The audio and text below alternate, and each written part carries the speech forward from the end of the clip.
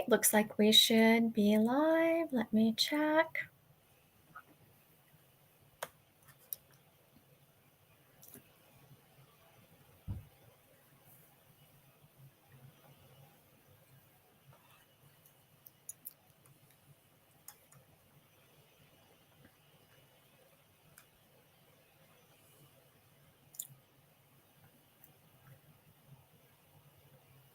All right, looks like that we should be live. I don't know, is it showing on, well, you probably aren't looking at it on your end.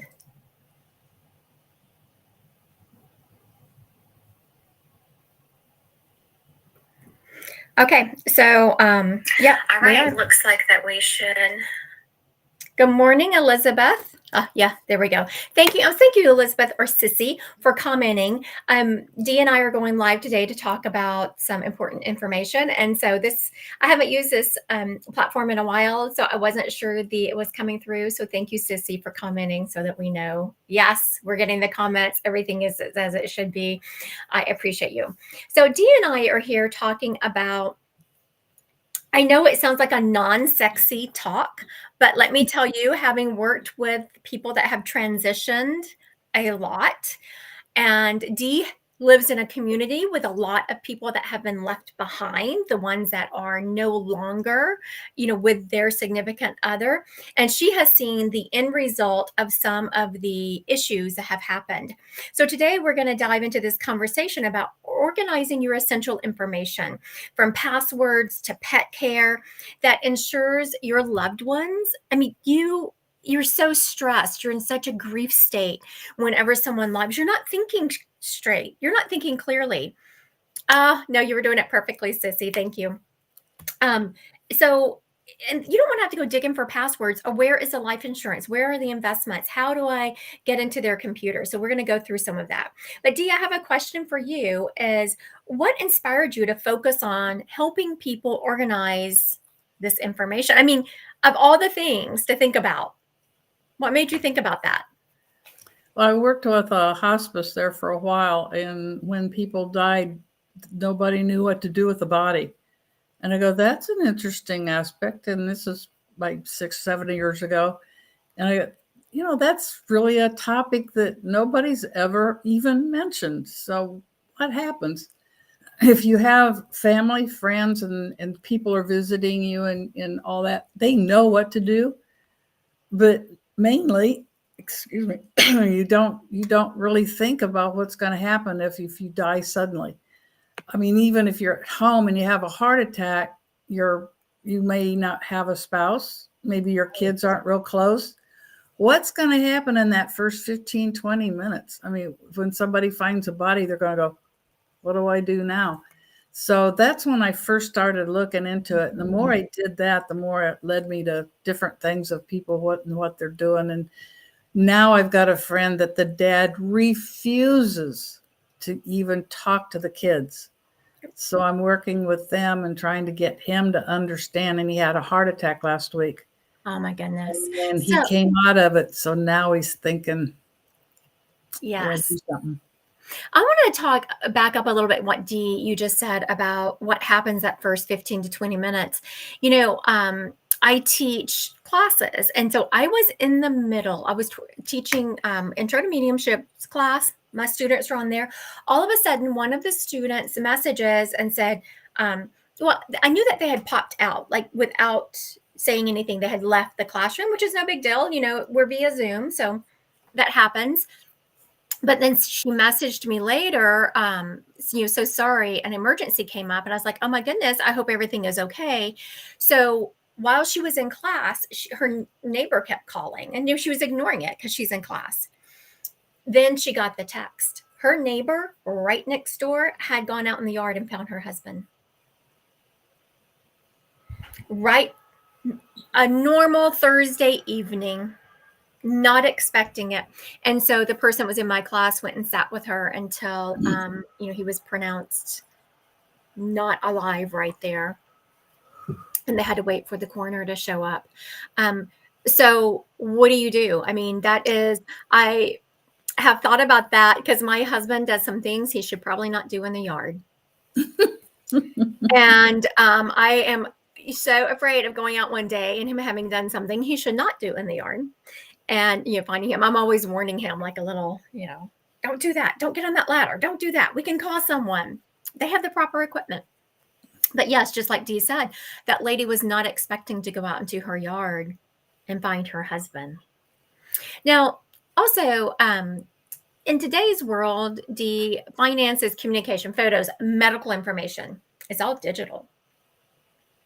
Like today, as y'all know, I have some health issues, and I, here and where I live, I had to pop on to and use 3 different sign-ins and 3 different passwords to get into different medical networks that I belong to, because, of course, if you go to this hospital, they might not talk to this one, but you're going to this specialist at this hospital. And I had really thought about that. It was heavy on my mind because I knew we were rolling into this. And, yes, we need to have those passwords, but also how do we, make sure our loved ones have them? So, Dee, what's the best way, in your opinion, to organize these, safely? Yeah, that's kind of hard these days. That nobody trusts anybody, even with people in your family. So yes, you've got to be careful. But it should be written down in pencil, not pen, because it changes on an hourly basis at times. But everything should be put in a folder, and they've got these real pretty colored folders. They're plastic, and they got a little wraparound thing. You might be able to hide it somewhere where you're going to tell somebody, well, I've got this hidden. This is what you have. That's the sticky part. But you've got to find at least one person that knows where everything is. Everything goes in that little file, and it makes it really handy. That's the first thing. So, Dee, how can someone designate, this is a new term that I came upon after researching for this, for us going live today. How can someone designate a digital executor or a trusted contact for these online accounts? I'd never heard of a digital executor. I don't know if that's a term you're familiar with, Dee, but it came about whenever I was doing some research. It's like, oh, I'm using that term. Yeah, I had to look into that too, and it's really hard nowadays because there's so many scammers, and you have to be so careful who you get no matter what you do. So it has to be a trusted lawyer, and sometimes it's a bank person. Sometimes, if you're military, that's easily to do because you go on base and you've got it pretty well there. But the only thing I could find out is just detailed search on Google or whatever your search engine is, and get detailed specifics on each person, so you can at least trust them to do that. And so you're talking about not it being a professional who does this for a living, not someone who is in your family. Yeah, I think it has to be someone that's really a professional with digital things, because you got the scammers out there, and you have to get bypass that. And if your family member is really good at computers or anything digital, it'd be really great. So if it's someone who is good with electronics and that you can trust. Yes, trust is the big one. I know that Dee and I were probably doing some, more of these lives, and some of the things is going to be very tough for people to get through, because it's about who do you trust? And just from what I do as a psychic medium, also in another lifetime, but just in another career, I was a financial advisor, and the amount of arguments and just infighting that happens when someone passes is so crazy over money or that teapot or whatever. So yes, someone you can trust. Now let's talk about some of the day-to-day. I just keep thinking of that poor lady who went into the yard and found her husband. This was just a few days ago. And, she still has bills to pay. She still has a mortgage to make, and she has insurance premiums to pay. She has, all of those things. And I want to tell you people how important this is. I have a client that she lives eking by in retirement, where she could have been pretty well off, except her husband got sick. What happens when your loved one is sick? And they're the ones who've taken care of the financial information. Your mail was coming in and she's just putting it to the side. I'll take care of that later, because it takes a lot of mental power, mental bandwidth to go through financial documents if you're not the one who's used to dealing with them. She don't want to bother her husband. He is in the stages of life. His had got sick and it went downhill really quick. Well, she missed a payment to do with his union payout. So I'm not sure if they don't come at me.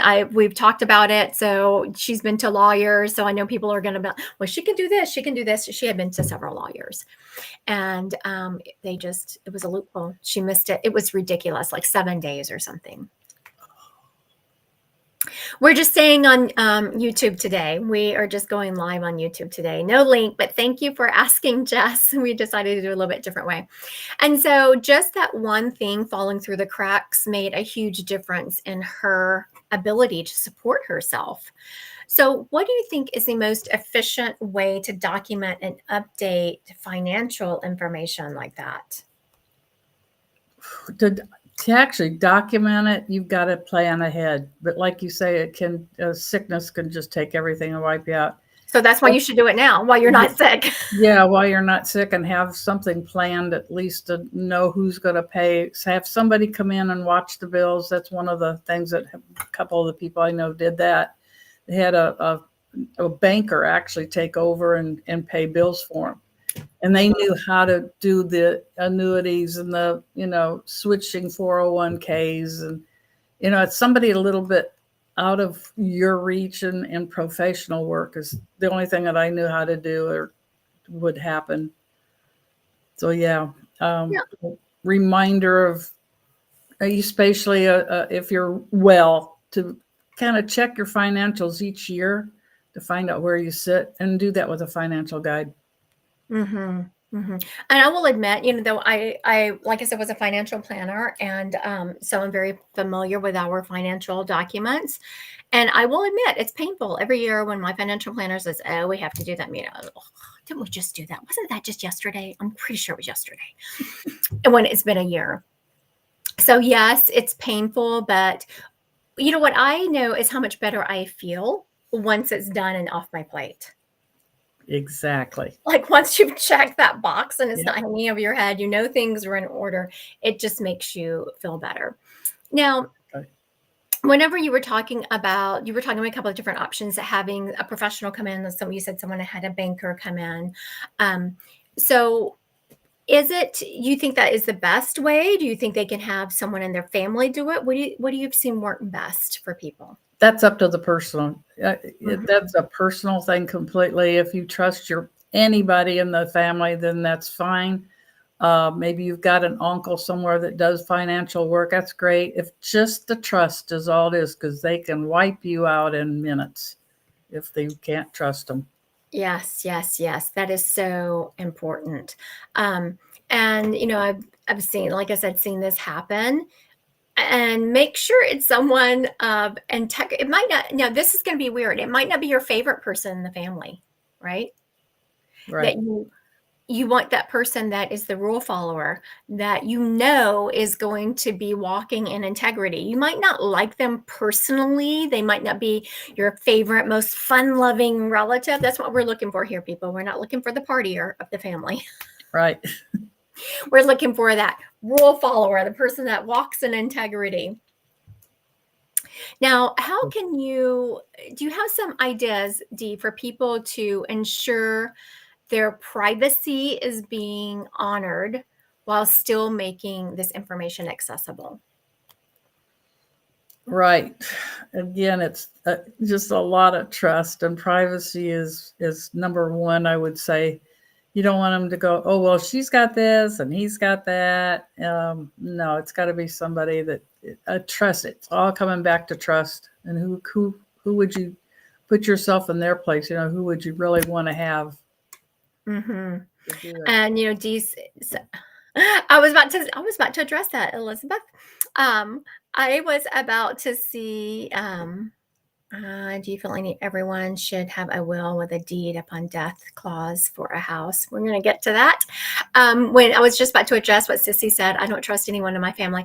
I was about to say there are plenty of times where I know people that's why Dee was saying, maybe find a lawyer or a banker, someone, a professional that you're going to pay to take care of it if you don't trust anyone in your family. Exactly.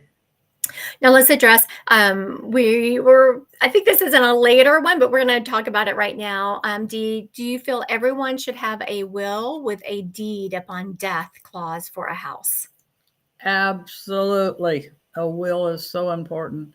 When my husband died not automatic, just really fast. He had a brain tumor. And he had, I think, premonition that he was going because everything was written down. He had the deed ready. He told me where that was, and it was all in a sheet of paper or in an Excel sheet. And it just went down. This is what you do first. This is what you do second. This is what you do third. This is who you contact on base. And he had all these numbers. I'm going, and I was a basket case. So all I did was just go down his list, and the base took over. Luckily, we're military, and the base took over. But you can also do that with a banker or someone that you trust. It doesn't have to be family. But yeah, that's a touchy subject. Yeah. So yes, and Cozy's talking about where she's, just for everyone listening, it says and Dee mentioned it also. The deed on the house is very important. Yeah. It's not just about having the house willed to someone. It's about, hi, Miss Sarah. It's about having that deed where there's a death clause in it, where if someone passes, the house automatically goes to the other person. Right. I want to add something here. I think I've got it here later, but just so you know, on your beneficiaries, be sure you put up on death so people don't take all your money out of your bank when on the or any financial thing. Kind of put that in now as it's mandatory. It's another thing the lawyers told me. Yes, upon death. I've been in the financial industries world for long enough to have seen some changes made. And, now if it's not legal if you're married to do certain things with your 401k. You have to get your spouse's sign off on it. But I've seen instances, especially when their annuities were big. There used to be a lot of times where people would have annuities when they left a company. And just kind of like in the military now, when someone retired, not anymore, the military retirement structure has changed, but you used to get a certain amount every month. And so when my husband retired, had he wanted to not have it, so now, right now, if he passes, I get a portion of that. If he didn't want it to be that way, then I would have had to sign off on the okay. And used to, people didn't have to have that authority, their spouse's signature. They could just do it. And I've seen some spouses really do some unkind things to each other. Sissy said, I told my kids to look for the red folder, and that is all they will need. That's beautiful, Sissy. Mm-hmm. Now, Sissy, in this red folder, do you have like your funeral arrangements, what you want to see happen when you pass? Now, as she's bringing that out, I'm going to continue on. So something else, draining accounts and creating confusion. We have seen that happen. Have you been privy to that, Dee? Someone having access to someone's account and draining them? Not personally, but I have heard of it. That's happened a couple times here. Really? Yeah. The kids decide they don't need, or she doesn't need anything, or you put her here, quote, to be taken care of, and they just drain everything. That's awful. Happened twice that I know of.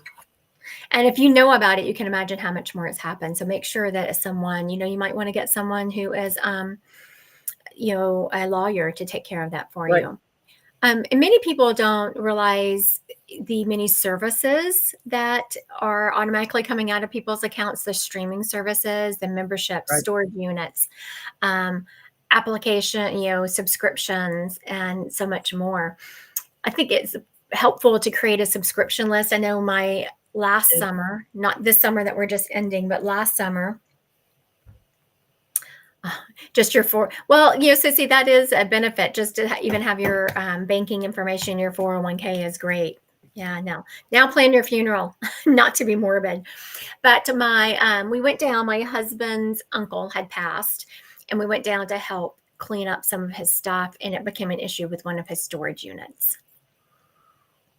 Like no one knew where the keys were, just what was in there, and actually it took us a minute to find where it was even located and how many storage units are there. So someone kind of knew the area of town it was in. So it was like trying to find where this actually was, and then no one had the key. It doesn't really look right to go in with, cutters to cut off locks. That just doesn't look right. Yep. So make sure you have all that.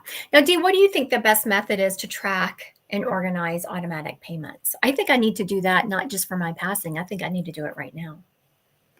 No, to automatic payments? Oh, I write everything down. Everything. Where is it? Who's got it? How much? When is it paid?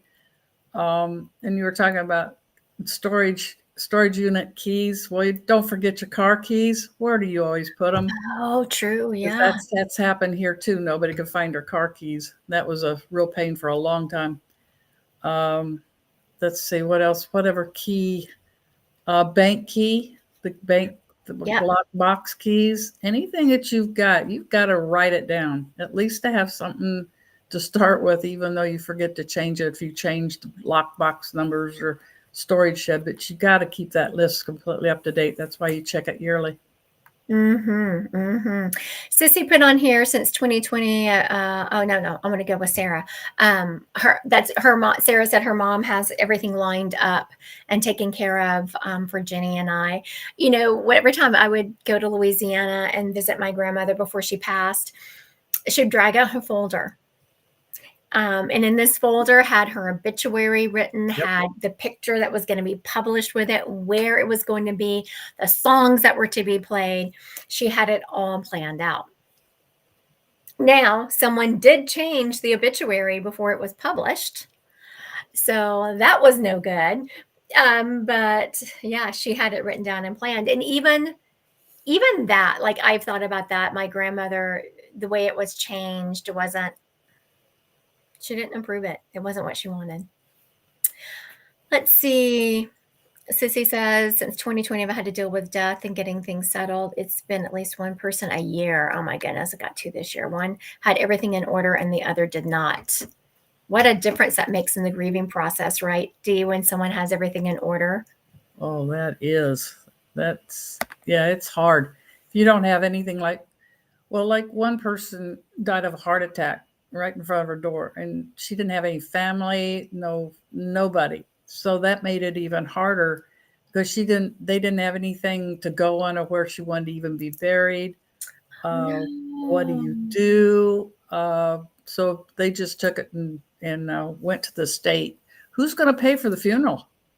I mean, that's not cheap either. So who's going to even take care of you to even do that? You'd be put in a pine box and put in the, some kind of a, I don't know, vacant lot. I don't know how they do that. I haven't got that far here, and they don't seem to want to tell me. Yes. So kind of a quiet situation. So yeah, you got to think about that part of it too. I was going to say, it's not really a mass grave. It's just an area where they put you. And it's according to each state, and each county is even different because some counties will cremate, others actually bury when the body goes unclaimed. Cozy says, do you ladies know anything about burial policies? My dad just told me he added me as a beneficiary. My Google search is unclear. Cozy, it's hard to say without knowing what the burial policy is. Right. And every state is different. I found that out. Like some funeral homes will have a burial policy where your dad has paid to this funeral home. Right. And everything is paid for. Sometimes, according to the verbiage, I've known older people to call life insurance policies burial policies, because in their mind, that's what the life insurance is for, is to bury them. So I'm wondering, what's the verbiage? What does that policy look like? I would definitely ask your dad to get a copy of it so you know exactly what that is. Yeah. Because I have worked with people who swore they had a burial policy. I was like, I need to see this because that's not telling me anything. And it was a certain generation. So many times it would be like a whole life insurance policy or a, VUL, like a variable universal life and policy. And they had gotten it thinking, oh, this is what people are going to bury me with. So they called it a burial policy. So ask for a copy, Miss Cozy. Now, whenever you are, this is something else, Dee, whenever your loved one passes, who do you contact? Like beyond family, where is that list of people that needs to be contacting you? Is it close friends, colleagues, spiritual advisors, digital connections, anyone, what should be included in that emergency list beyond immediate family? Media, Facebook, TikTok friends, everything has to be written out. I've got a big long list of my RVing friends. I've got one person that will publish it and it'll be done. There's I'm not sure, but everything has to be written down and in pencil. I have to stress the pencil because everybody puts it in ink and then they scratched off. You can't read it anymore. And it has to be readable too, so somebody can just pick it up and take it. My husband had 3 or 4 names down. I was really surprised. So that was kind of interesting that he even did that for me. Everything was like clockwork, but it does take time. It took 1 year to close out accounts. I still can't get the phone company to accept it. So it's still in his name. So when they quit getting payments, I don't know what's going to happen. That's just one of those things. But yeah, everything has to be written down, whatever you can think of. If you're cooking someday and you think, oh, I got to put that name down, go put it down right away. At least put it somewhere so you can put it in your little folder. So that kind of answered my next question is how often should it be updated? Updated every year. Yeah. Yep. Or anytime you think about it. Or when you think about it. Yep. Yes. Or even if it's on a sticky and you put it outside the little envelope or put it inside the envelope so to add it later. And I think what's also kind of, so now Dee and I have gotten close over, the time of her being in my classes and then us starting to do things together like this and other things. But no one really knows me in Dee's family. No one does. Mm-hmm. And so the other day I was thinking, I don't know, I had messaged her or called her or something. And she hadn't gotten back to me right away, which was no big deal. That wasn't the big deal. The deal is I was like, what if something happens to Dee? I would have no idea who to call. Like if Dee doesn't message me back within a certain length of time, because I know she lives alone, I'm going to be looking for her, but how could I look? So I had Dee give me her neighbor's number. So for those of you, be proactive on the other end of it. Like that, you think of it in that, is there someone out there who you don't have a connection to their family, but you're close to them? So get that information or, figure out how, just someone, put it in the notes of your phone or the notes to that person in your phone, the number and the contact, just so you can. It's a funny story. I had been reading someone one day and I was describing this gentleman in spirit stepping up. And she said, oh, that is such and such. I've been looking for him. Is he passed? Well, I can't, as you have to be careful as a medium. I said, I can't 1,000% say the person you're looking for is this person, but who I just described is in spirit. And so she had been trying to find this guy for almost a year.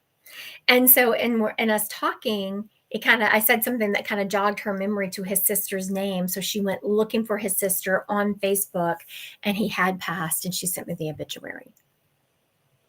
But situations like that, this lady had been looking for him and had no idea that he had passed.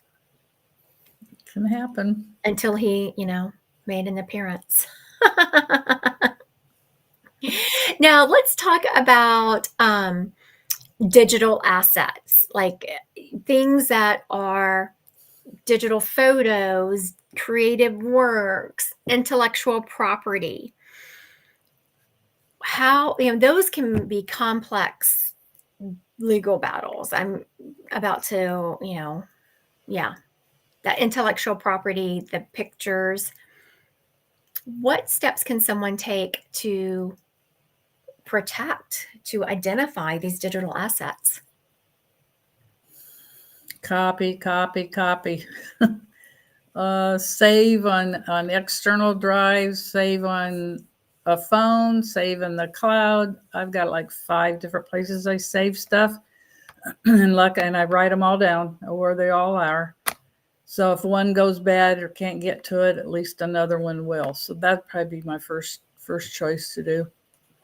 Very good. And also, you can include those digital instructions in your estate plan, like Right. where everything is. And you're just, if you've created a body of work, such as a book or anything that is out there, that needs to be part of your estate plan. What's going to happen to the rights to that once you pass? Now, this is something that you're going to be familiar with, Dean. You kind of mentioned a little bit that your husband had put someone's name down for you to contact, and you were kind of surprised that many couples assume the other's wishes, but often they don't really know their preferences, their funerals, none of that. These conversations are so hard to have. I know there needs to be a compassionate approach to it. What do you think the best way for couples to begin those end of life conversations? That depends on the conversations and how close they are. I'll tell you, I'm very open with it because I've always all my life been into the death thing, and my husband go, "Oh, not again! Do we have to do this again?" So you're gonna have some kind of like stuff that you don't want to say. But I think he knew, like I said, I think he knew a little bit of what was happening to him because he had it already. And mine was been ready since I was 18. I just keep changing it all the time as we traveled and did things. And of course, your friends die or they plan different things. So that's, the losers. You have to kind of switch it out. That's why it's a pencil. But yeah, it's touchy. It depends on the person. If you can just have a real nice candlelit light dinner and say, we got to talk about this. What do you want? Because a lot of them want to be buried. A lot of them want cremation. My husband wanted military, and then he decided he didn't. And then he did. So you kind of have to, kind of work with it. My kids took over, so I didn't have to do all that. But yeah, it's touchy. So what did he end up with? Did he end up with military honors? Big military, yeah. Jefferson Barracks and the whole works. So the kids took over, yeah. Mm-hmm. And there are hoops to jump through. What is that? Is it the 1014? What is that?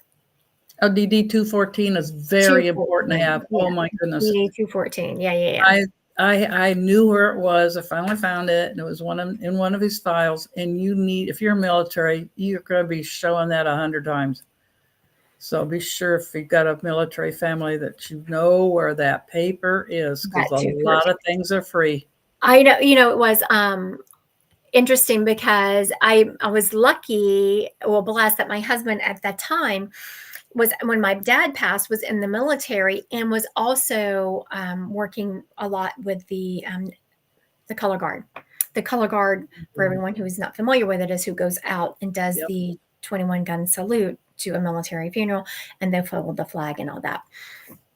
So when my dad passed, he had only done a short stint in the Navy, and then he was discharged because of health concerns. But I would never have been able to dig that out had it not been for my husband having connections and knowing where to look. Right.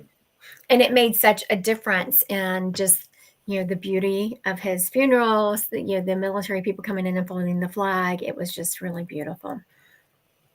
I know Cozy says, Dee, it sounds like you've lived such a full and wonderful life. I think It was great. Do you have any regrets as far as things you wished you would have done? I want to live to the fullest and value your wisdom. With this topic, no. Everything went like clockwork. Never expected to lose him because I never dated anybody older because I knew if I did, they would die first. So this was complete shock, and it was a Was your rough husband year. younger than you? Oh, yeah, 3 years. I did not realize that. Yeah, no, I would not even date anybody older, not even get close. Yeah, so we were married 51 years. We never had a fight. Loved the military life. We loved it so much. We went on an RV for 7 years. So we were very close. You're very close in an RV for 24 hours a day, let me tell you. It was the most perfect. It was just the whole thing was perfect. So I can't. So now outside of this, just living your everyday life, is there something that you wished you would have done differently or any regrets that you have? It's completely off subject, but Cozy took us there, so we're going to go. Probably would have stayed in the RV longer. But we did everything really, really well. We had it we had it. 2 kids went their way and we visited them. And I can't think of anything I'd change. I really can't. That's a good question. I'll have to think on it. Yeah, no, thank you, Cozy, for asking that's a good one, Cozy. I love that. And, Dee and I talk a lot, but we talk a lot about, Cozy's teasing you. She's calling you a cradle robber. I'm a cougar. Yeah, had to have that younger man. So Dee and I talk a lot about metaphysical things, spirituality, meditating, spirits, and all of that. And of course, we do every once in a while talk about life, but it seems like every time I do something with Dee, I learn something about her. Like today was, I did not realize her husband was younger than her.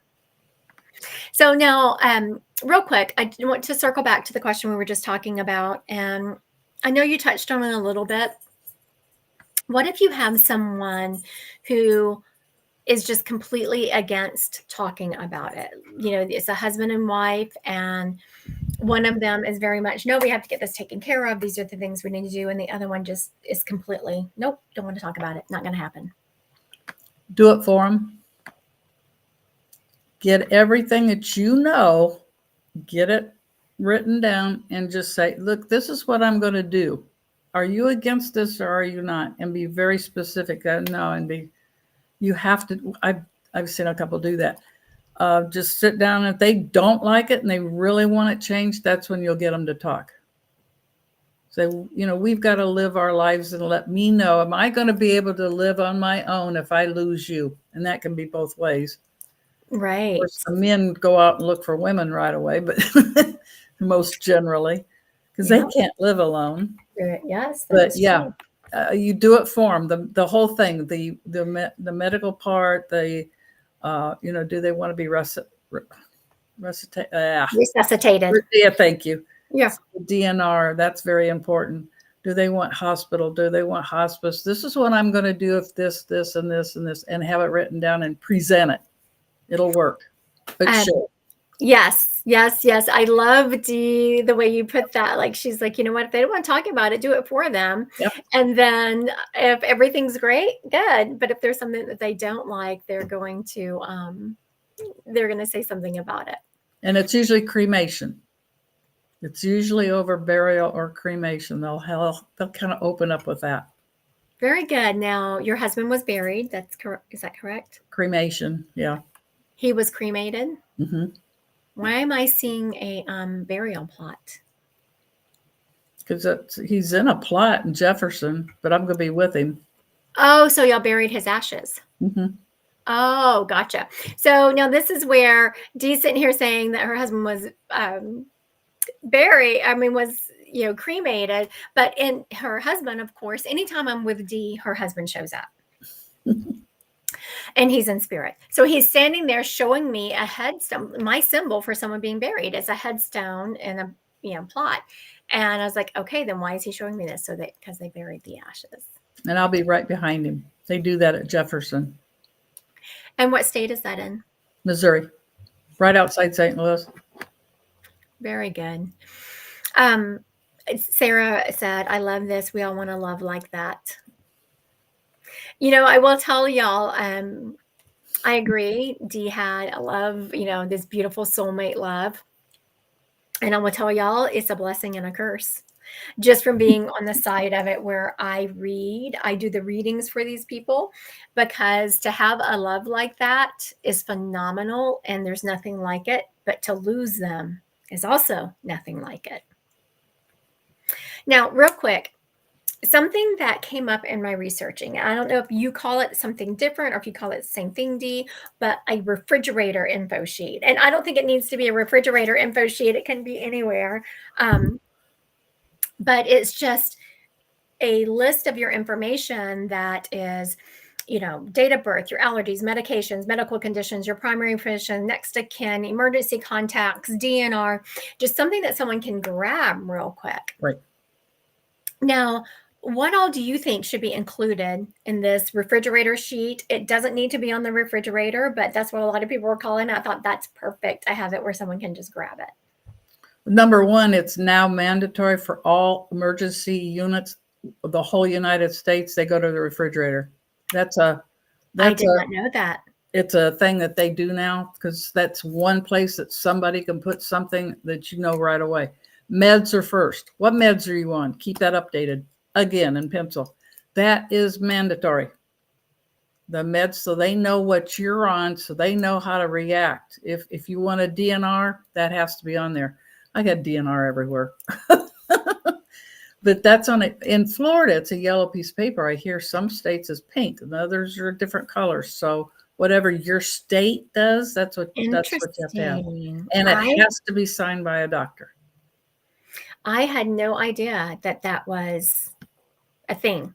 That for one thing, that emergency responders go to the refrigerator. Even when I saw this in my research, the refrigerator sheet, I didn't realize it was because they're mandated to go there. I just thought, that's where someone's going to be able to find it. Not unless that's changed in the last 6 months, but I don't think so. Because that's no. Yes, and then even that it's a color. I love that. Yeah, the color of the DNR.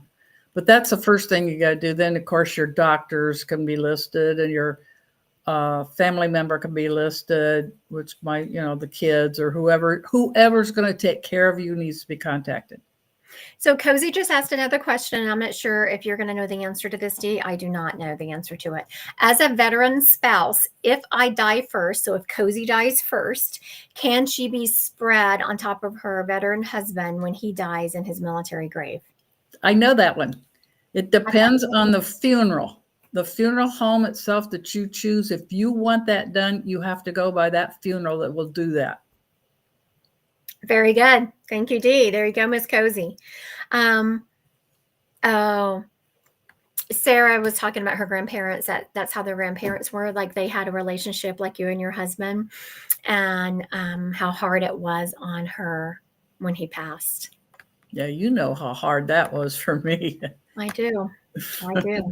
Okay, so let's talk about something that is like on my mind, not because I had anyone pass, but for you, those of you, my daughter is on why if you know her life, you know what I'm talking about, but she's on an extended work trip. My daughter is. And so let's see. And so I have her baby here. Let me show y'all her baby. There's her baby. I don't know if y'all can see her. Can you see her? Yeah. There you go. Okay, so that's what we're talking about next is pets. For people, especially for older people, the pets can really be part of their family because they've become such a huge companion to them. What's the best way to ensure your pets are cared for after someone passes? That you'll have to do through a veterinarian, a family member, again, maybe even a neighbor, till they can get them put into adoption centers. make plans ahead of time. And while we're talking about pets, I want to bring up that I have learned through hospice, basically, if you're dying, just on the deathbed itself, if you can bring that pet in, they grieve just like people do. And if they think that you just left them, it's harder on them than if they smell you. I guess there's a smell that you have. I know cats do it, so I'm pretty sure pets do too, or dogs do too. But be sure they at least get with you an afternoon or a couple hours. No, I got to say this. We got a cat at the hospice, and it roamed the whole rooms, every room at night. And if it went on a bed, that person was going to die within 24 hours. And it was never, ever wrong. People see that cat coming, they're like, no, yeah, they're usually out of it by that time. But yeah, it was. That's why I say the pets really know. I just got chills, Dee. I actually love that. It was really a really good pet. I guess he'd been around for years, 7 or 8, 9 years when I got there. So he was very used to what we do, but they didn't keep him there all the time. He just went roaming around at night. And he was never wrong. Oh my goodness. So the pets are really important. So I just asked, I was like, how did that cat know he could, as you've heard me talk about reading, that animals can see spirits really well. Right. Well, when you're about to transition, your people gather for you. Like there is actually a homecoming and people gather, and he could see the people gathering. And also I'm hearing that awesome, like the energy within the person shifts. Sarah just asked, this is for how is Odin doing with another dog? So for no one who's ever watched me or doesn't know anything about me, I have 2 Great Danes.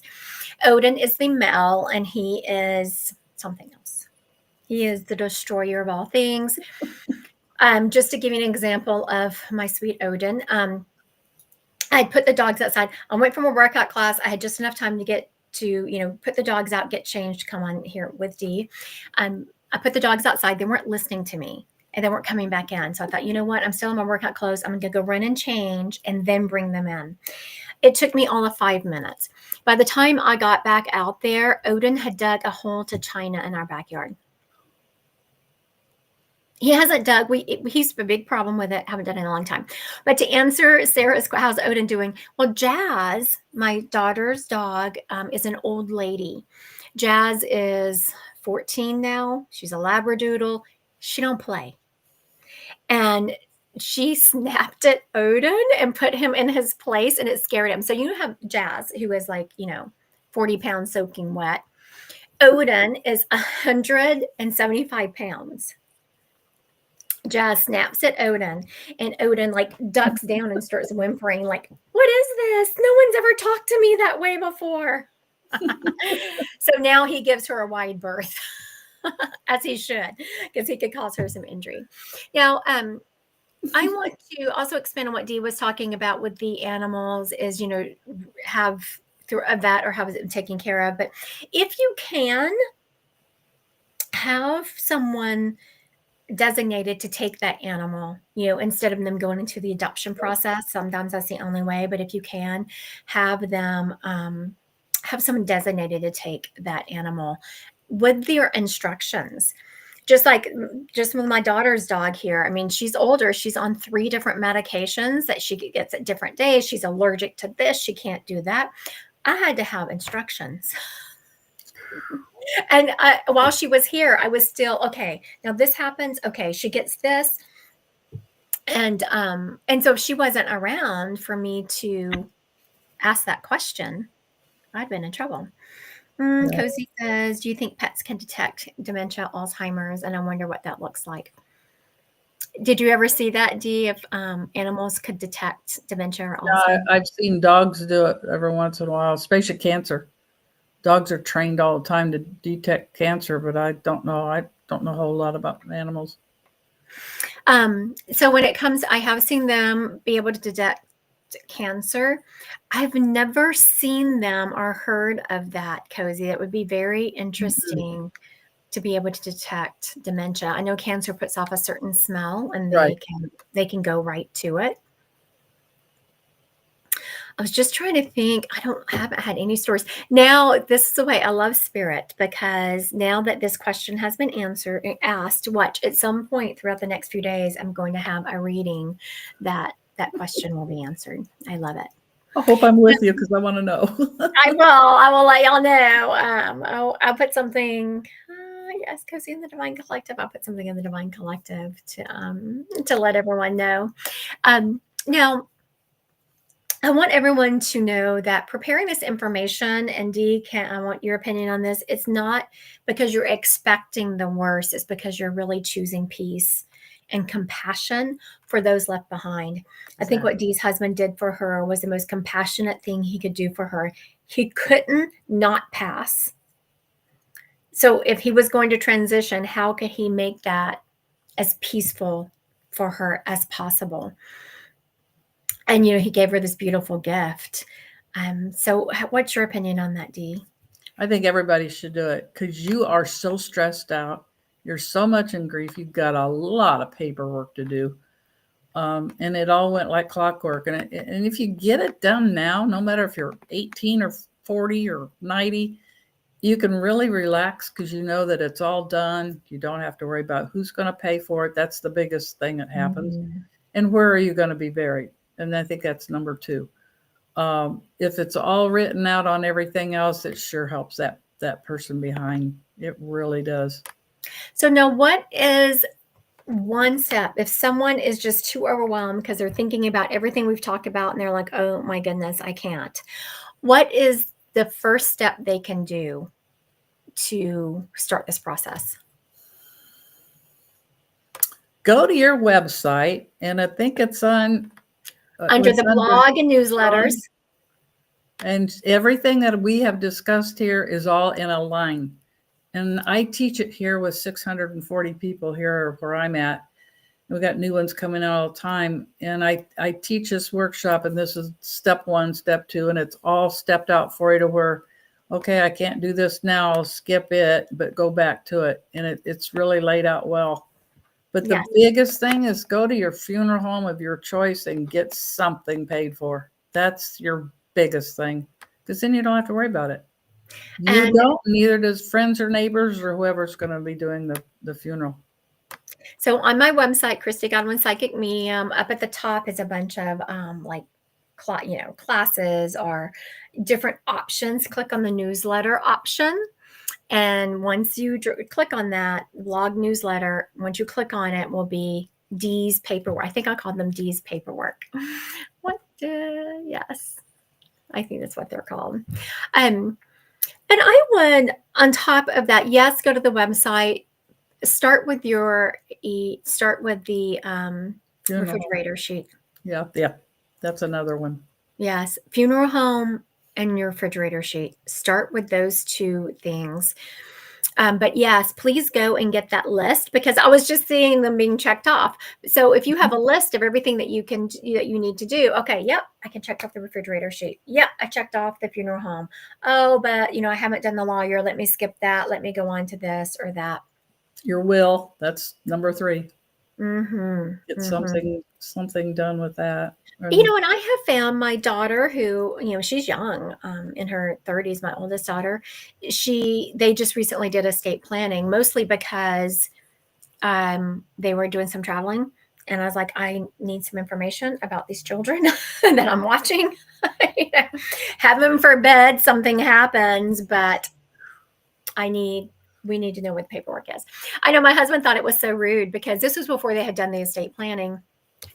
And we were watching them. They're headed out the door. I don't know if they were driving somewhere or flying somewhere, but they're leaving the state. And I was like, okay, where's my power of attorney, for what if they have to go to the hospital, these things. And I said, and what if something happens to y'all? Where's your paperwork? And my husband was like, that's a terrible question to ask. No, it's not. Mm-hmm. Oh, add on to the paperwork, which I didn't mention, and you have to have it. If you've got a mate, a partner, or a spouse, you have to have that health surrogate. You can't take care of them in the hospital without it. Mm-hmm. And my husband couldn't talk, so we had to kind of help his hand do his signature in front of 2 witnesses. So we got neighbors. But I couldn't do anything with him at all in the hospital. Nothing. And How he couldn't frustrating. talk. So how, Right. so that's very important too. I forgot to mention that. Very good. All right, Dee, I want to thank you for being with me today. And for those of you listening, Dee gave me a whole list of things that we're going to cover. So we'll be doing this again and talking through some more points. Thank y'all so much. Let's see. Oh, Jessica said, my dad was just diagnosed with Alzheimer's and she hasn't noticed any of their dogs being different around him. So there's that. Yeah. Dee, do we have work with end of life planning with someone who has dementia? Do you have experience with this? Have you ever done work end of life planning with someone who has dementia? Pretty much everybody here. Yeah. So how do you navigate that? You have to kind of help them through the paperwork and then again, find a neighbor or somebody that knows them well or a family member to help out with the paperwork. And that's mainly who's going to pay for the funeral, back to that. And then who's going to take care of if they got an animal. So it comes, you really have to get somebody in the family that knows what's going on. Main things right there to start with is funeral, like what do you want done? Who's going to pay? What's going to be, done? And then those sweet animals, because I'm telling you, people, I mean, like my daughter that has this dog doesn't have any children. This is her baby. I mean, she is so attached to this dog. I have seen her like cut people off if they're mean to her dog.